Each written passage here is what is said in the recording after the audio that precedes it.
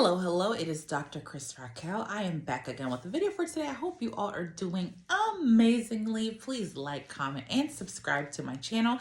You can also send me an email at askkrystalracquel@gmail.com if you have any questions that you would love to see me answer on video. So, I have an amazing topic for you today, and it is 5 things that you should never do as a girlfriend. And I know you might be saying, well, I thought you said that you shouldn't even be a girlfriend to begin with. Yes, that's true, but I know a lot of people are going to be a girlfriend regardless. So I guess we can say 5 things to never do in the dating phase, as a girlfriend, in the courtship phase. So the number 1 thing to never do prior to marriage. So I know some of you may say, okay, well, she said, don't do this when you're a girlfriend, so I can do it when I'm engaged. No. So these are the things that you must never do prior to marriage or prior to having a solid commitment, which is marriage. So things you should never do as a girlfriend. First, sleep with him. There's no reason for you to be sleeping with anybody before marriage. Regardless of what you've done in your past, you're going to be doing the right thing moving forward. The Bible tells you not to get involved in fornication. And fornication is anything that is not, that involves sexuality prior to marriage, outside of the bounds of marriage. So make sure you are not doing anything like that. No sleeping with that individual. And outside of it being completely disobedient to God, it can bring about things like children outside of marriage, as well as things like illnesses. But the main reason is you're following what God says. God has his reasons for why he puts these type of rules, regulations in place, but our business is not to decide why. Our business is to follow what he says. And of course, there's so many things that come about with it, right? Regardless of what you believe, men do lose respect for you, okay? He wants to have respect for his wife. His respect is going to be all the way up here. And when you start doing those things, pretty much you honestly lose your power, right? So prior to you doing those things, you have the power as the lady. After you do those things, you're putting in your emotions, all those things. Now he gets to decide, all right, I'm going to decide. She's already given me that. She's already given me all of that. Now, let me see if I want to marry her. I probably don't, but let me just keep her around. She's already hooked. You have that power prior to giving into those things, prior to marriage. So make sure you're not giving in to that type of activity. The second one is moving in. If you're not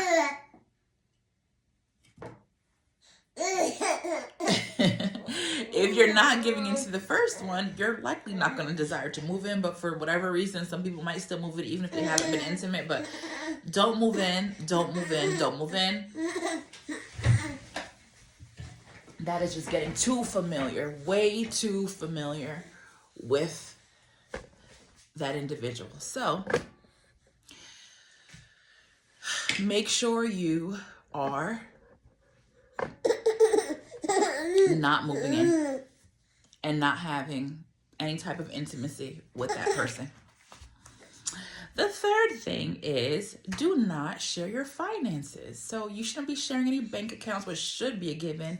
You shouldn't be giving him your check, which should be a given. You shouldn't be buying a home together, which should be a given. And of course, like the second one said, you're not supposed to be moving in and sharing bills in any way, shape, or form, like splitting bills. And you're not going to be letting him get involved. 1 second. You're not going to be letting him get involved in your business. Like, oh, yes, this is how much I make. Oh, these are all my assets. I have a home. I have 3 vehicles. You know, if you need to borrow one, you can use one. Just keep all that out. And some of you may know that honestly, my husband wasn't even aware of that type of thing, or he never asked, I should say. And that's a good thing, right? So make sure you are aware of those sorts of things. Do not share their information. Men love money. Men love assets. And people might say, well, no, women love money. First of all, women aren't the providers. So that makes complete sense that a woman is going to be assessing a man and what he can offer, how he can provide for her, how he can care for her. So a man should not be doing that. But men do love money because men are viewed as the providers. So that's why they like money. That is a good thing that they like money, but they shouldn't be looking at your money as something that is a positive for them to be able to use, because men will use you if you start giving information about all your assets. And then the fourth thing, don't be cooking, cleaning, washing clothes, or doing a bunch of things like indoor dates. Stop being so familiar with these people. Some might say, well, you know, cooking is okay. I'm not saying you can't cook one meal here and there. That's not what I'm saying. I'm saying to the point where now your dates are you cooking for him. Now you're coming over to his place. You're always bringing food for we both to eat. He's never taking you out on dates. It's always in the house now. And you're cleaning up his place. Absolutely not. That's like you're auditioning to be a wife. You're like, oh, let me audition. Let me do this. Let me cook for him. Let me wash his laundry so that way he can choose me. That is not the way men think. Stop trying to do things thinking that is going to capture a man, because when you do that, you're losing your power, because now you are doing the chasing. Regardless of what you think, you are now letting him take advantage of you. He is using you. Honestly, from 1 through 4, that is a way for a man to use you. He's using you for what you're offering. You're giving him services for free. You're cooking, cleaning, doing all those things. He's not thinking, wow, she's going to make a great wife. He's thinking, wow, wow, wow, wow. She's doing all of this. I didn't have to marry this woman. Wow, I'm so thankful I'm getting all my desires, wants, and needs taken care of. And number 1, she's sleeping with me. 2, she's moved in with me, so I get to see her. I get to have the companionship of a woman all the time. Wonderful.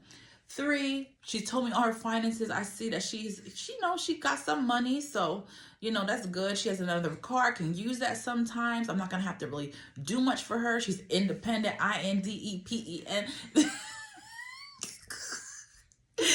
She has everything for herself. So honestly, I don't gotta give anything to her. All that's gonna happen is I'm gonna benefit off of her. I'm gonna have to pay less bills for myself.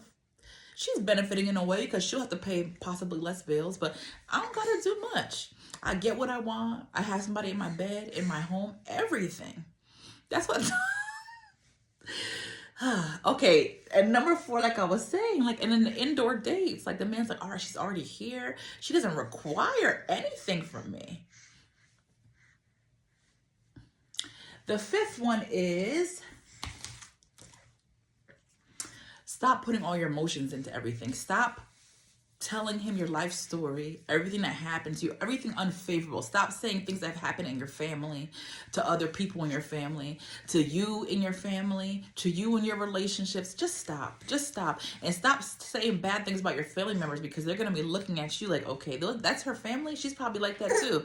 She probably has those issues too. Just stop it. Stop saying what people did to you, your friends, your family, your past relationships. Stop saying those things, because it's not going to help you. The man, you're thinking that you're being open and honest, but that man is looking at you funny. He's looking at, okay, that's what she tolerates, or she comes from a crazy background. He's going to be thinking one of those 2 things. So you don't want that to happen. So keep those things. I always say, keep those types of things as a relationship between you and God. All those things, your past, your hurts, if you should have overcome those things. Overcome those things. And if you haven't, talked to God about how you can overcome it. But your man is not your therapist, okay? Your husband is not your therapist. And you shouldn't be that for him either. So those are the main things.